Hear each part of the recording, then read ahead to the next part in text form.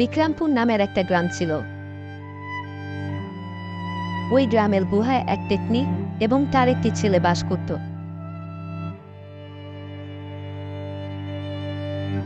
ছেলেটি ক্ষুধায় কান্না করতে লাগল।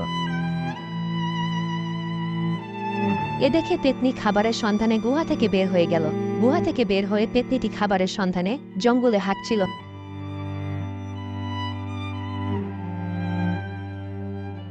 হাঁটতে হঠাৎ পেতনির চোখে পড়ল একটি বাঘ। বাঘটিকে ধরে গুহায় নিয়ে গেল।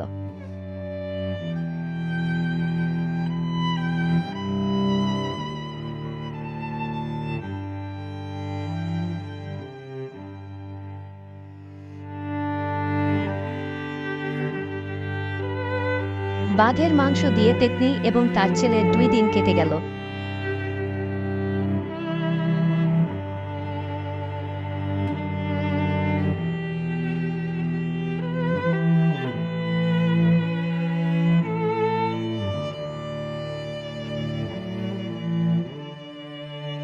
দুই দিন পরে যখন আবার পেতনিটি খাবারের সন্ধানে বের হয়,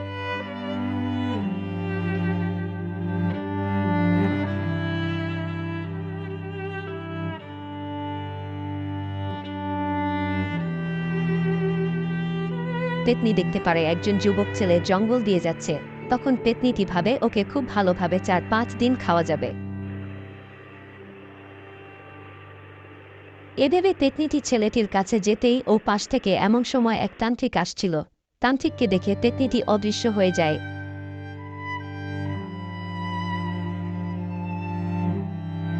এই সময় তান্ত্রিক নিজের ঝোলা থেকে কি যেন বের করে ছুঁড়ে মারল পেতনির মুখে। তখন পেতনিটি ওখানেই মারা গেল।